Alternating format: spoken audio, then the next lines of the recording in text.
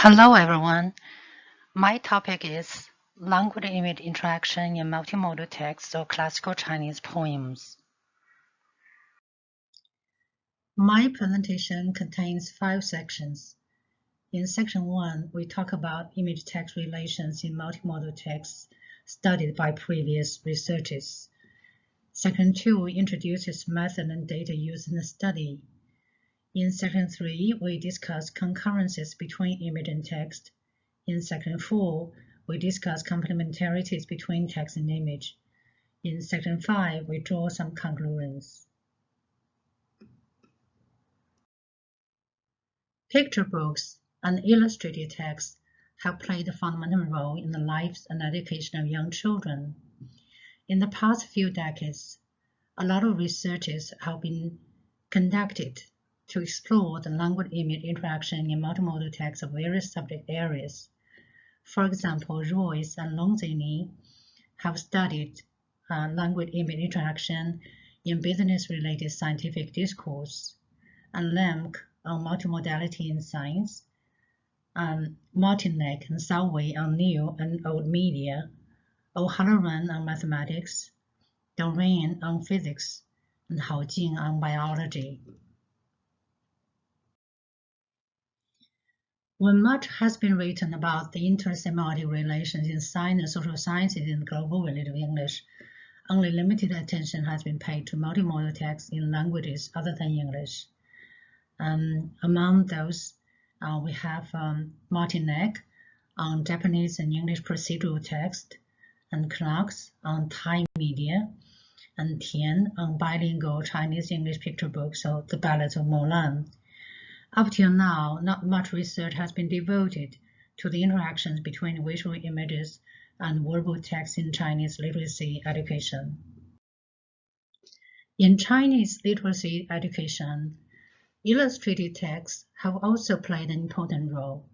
This is one of the early examples, which was published in 1928 by Kaiming bookstore. This is the Chinese textbook for beginners. The text was written by the famous educationalist Ye Shengtao, and the illustration was drawn by the famous Chinese painter Feng Zikai. In the same year, the Kaiming first English book was also published. The text was compiled by the famous Chinese writer Lin Yutang and also illustrated by Feng Zikai. Nowadays, most of the textbooks for lower grades were also illustrated. Here are 2 examples of the Chinese textbook published by People's Education Prize. So we have 2 research questions in our study. First, how do verbal text and images co-present the same constituents? Second, how do they complement each other in the construction of complete ideational, interpersonal, or textual configurations? By examining the text-image interaction, the current project intends to reveal how the images relate to the texts and how and to what extent they can help decode the complicated messages conveyed in the classical texts.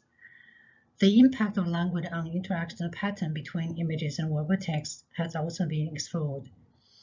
We hope the study will enhance a better understanding of images as social semiotics across languages and cultures. The method and data. In this study, we follow the models of Creswell-Lewin, Martinek, and Salway, and Anthers. We focus on 2 major aspects of language-image interaction. The first one is concurrences between image and text. The second is complementarity between them. The data were the Chinese textbooks Yuan, which means Chinese, published by the People's Education Prize. Digital multimodal text of classical poems from grade 1 to grade 3 was collected from the official website of the publisher. The author would like to thank the publisher for giving me permission to reproduce the illustrated texts for research purposes. For the 2 semesters of each grade, there are 2 different textbooks. In each of them, 3 to 4 poems were taught. Altogether, 23 texts were collected, and all of them are illustrated. Classical poems adopted in the textbooks were composed in different periods of history, from Tang Dynasty to Song, Yuan, Ming, and Qing dynasties. All of the illustrations were provided by modern painters employed by the publisher. The style of painting in the data belongs to Chinese traditional genre painting, Guohua.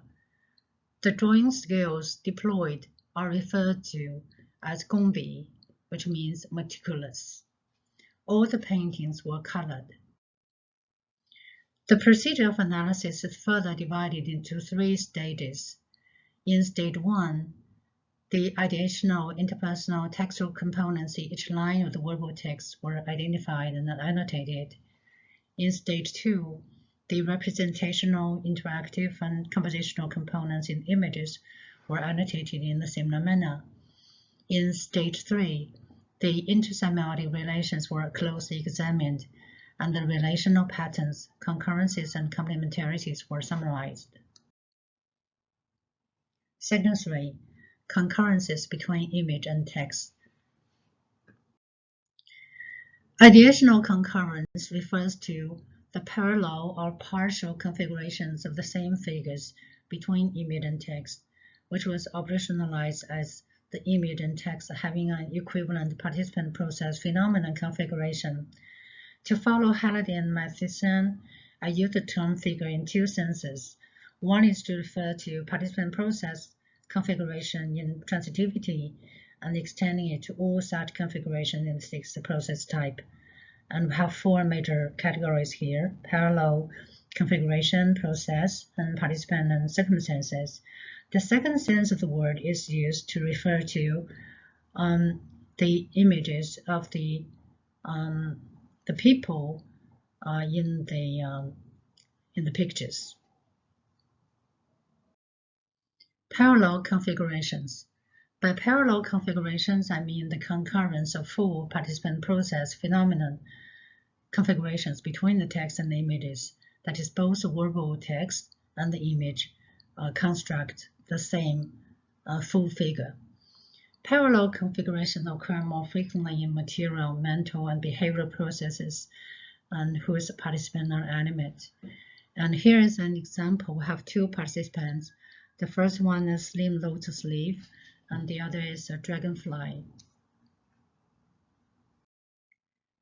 And here is an example for parallel configuration. So we have the slim lotus leaf scarcely appears, and then on top of its tip, a dragonfly is alighted. So we have the full participant process configurations.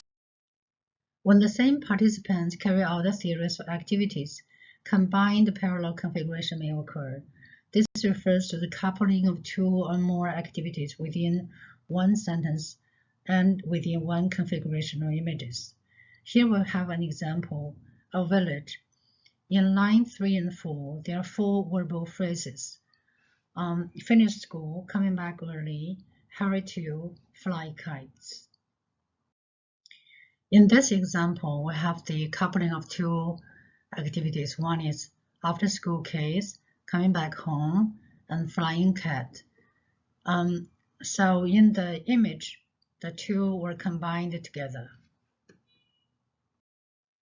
Variations occur when constituting configuration are absent in either verbal text or images. This includes the absence of participant in verbal text and the absence of processes in the images. As we all know, that no constituent is considered obligatory for the formation of a Chinese clause. A clause can have the expected SVO structure, but non-verbal clauses are acceptable, especially for relational processes, attributive in particular, where the obligatory element is a carrier, an attribute, and the verb be is in English is not necessary. So the flexible syntax makes it possible for a whole story to go on without mentioning any participant. This is especially common among poems of first-person narratives or retrospections. To decode activities, the illustrators had to bring the default participant back and fix their position according to the perspectives of the lines. Here is an example, a tranquil night. In the verbal text, we don't have any participant for any of the activities. While in English and image, we have to provide all the default participants. So in English, we have the I see the silver light, I wonder, I find. And then in the image, the illustrators have to draw the poet himself to show those activities. And then attribute can also be used as process. Two special types of parallel configuration are found in Chinese illustrated text. One is attribute relational, the other is existential clauses. And here only participant, attribute, or location are present. In this example, the lake, the light, and the drizzle and mountain were nominals. And then Lian Yin, which means sparkling, and Kunmeng means misting, and all of them were in adjectives, and then therefore attributes.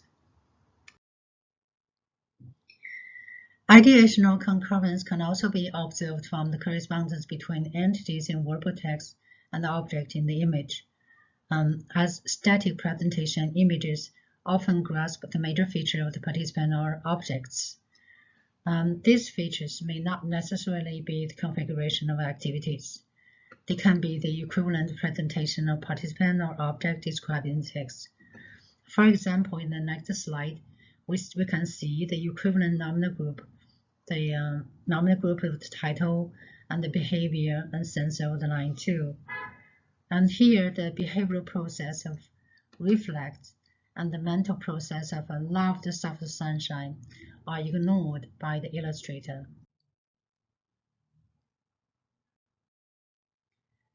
And correspondence between circumstances are also found in the illustrated text.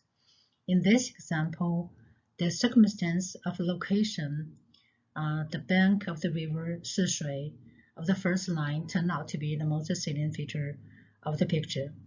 The other elements in the clause, the time and the process, are too abstract to present. Here's the summary of ideational concurrences. So I have the full concurrences between the verbal and the visual, and also partial concurrences between the verbal and the visual. Interpersonal concurrence. According to Royce, interpersonal relations between image and text is operationalized as the reinforcement of their function of addressing the reader or viewer, and then the congruence or dissonance of their attitude and meaning. Two patterns of interpersonal concurrences were found in our data. One is the mutual interaction between participant and the images. A second is between the image and outside viewer. In this example, we have a mutual interaction within the image. Mutual interaction described in the text are recorded in images which depict the interactions as mutually interactive with each other. And so here, the poet is saying goodbye to his friend. In this one, we have another pattern that is between image and outside viewer. The interaction between the verbal text and the viewer and the picture is shown by the three blue lines. And here, the two kids were outside viewers, somewhat like the young reader themselves. And in the poem, there's a puzzle, and then on the left side of this picture, we have the picture or the painting. So here the summary of interpersonal concurrences. And textual concurrence. Textual meaning are concerned with the distribution of information value or relative emphasis among elements of the text and image. To follow Chris van Leeuwen, the layout resources given you, ideal and real, are adopted in the present study. According to the two authors, what is positioned on the left is presented as given, as information that is already familiar to the reader and serves as departure point of the message, while what is positioned on the right is presented as new, as information not yet known to the reader, and hence deserving his or her special attention. By examining the data, we have two findings here. The first one is most illustrated texts for grade 1 and 2 have followed the text as given and image as new pattern, and taking up about 60%. And the second, 8 out of 23 texts belong to image as given and text as new pattern, and 7 of them were used in grade 3 textbooks, taking up about 34%. And here are the summary of textual concurrences. And so the concurrences in the multimodal text of classical Chinese poems were summarized here. So we have 3 major types: ideational, interpersonal, textual. And then within ideational, we have full concurrences and partial concurrences.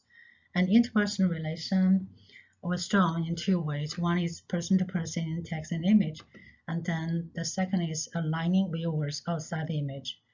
And then textual concurrences was shown through the layout of the text and image. Section 4, complementarity between text and image. We have 2 major types of complementarity. One is augmentation of participant. The other is a temporal function of participants. The first one, augmentation of participant. Anthropos has discussed one type of ideational complementarity, that's augmentation, which means each of the mode provides meaning additional to and consistent with those provided in the other mode.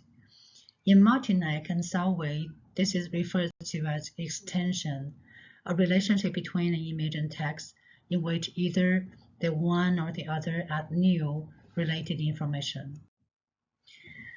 Out of the 23 illustrated texts, 16 have figures of either human beings or animate entities like dragonflies.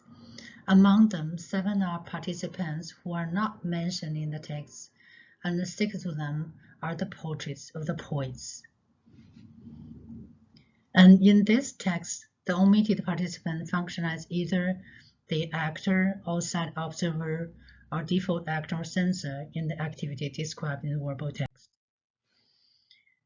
Another special feature of Chinese language compared with English is absence of time markers. The Chinese verbs are not reflected for tense and aspect. In poems, there's no clue for absolute time as to when the poem was composed or when the activities occur. Explicit time reference were sometimes made in adverbial phrases like "ye lai" means last night, but in most cases, the whole poem might give no cue to when the activities were conducted. And here we have an example, the spring morning.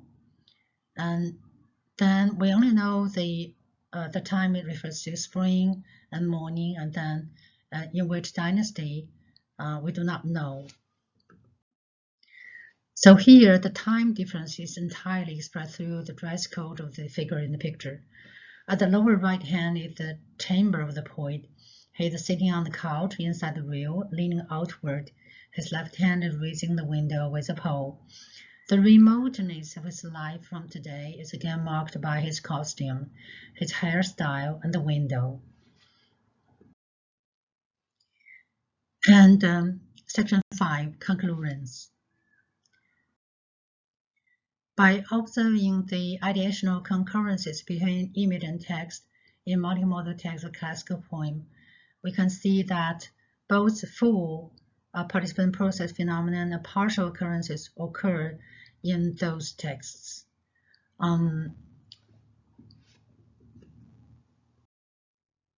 And interpersonal concurrences are reflecting the mutual interaction between the pictures and images. The vector of poster and the face-to-face position go together with the description of farewell scene or a greeting scene in the verbal text. Mutual interaction can also be depicted as interaction between the image and outside viewers.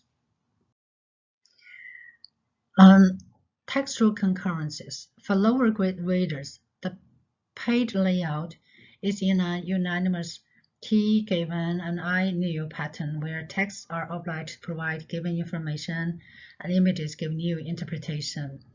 For grade 3 readers, the pattern is reversed where the images are extended to cover most space and texts are presented new. In this text, images are no longer subordinate dependents of the text. They have become the contents of the text. The status between image and text have shifted from subordinates to co-partners. There are two kinds of complementarity patterns in our data. One is augmentation of participant images. These have two functions. One is to fill the slot of omitted syntactic role in verbal texts. And then second is to provide temporal circumstantial information not indicated in texts. Illustrated texts have been examined by a lot of researchers, and most of them report positive effects of image on learning. For example, Zhang found that images in Chinese textbooks not only enhanced understanding of the theme of the texts, but also helped cultivate young learners' aesthetical competence. However, some teachers also found negative effects of image on their students. For example, Liu claimed that images in texts of classical poem constrained young pupils' imagination and therefore should be deleted from textbooks. And whether they are positively or negatively received, illustrators have tried their best to recode some of the concrete, conceivable content images, and when necessary, complement the text of poem by providing elements absent from them. When concurrences between text and images enhance understanding of the entities and processes inscribed, complementarities expand and extend young learners' imagination of the spatial and temporal relations implied or invoked in the verbal text. So, to what extent a particular language may impact the image-text interaction patterns is yet to be explored. Typological evidence from different cultures is expected to help us understand the issue better. Thank you.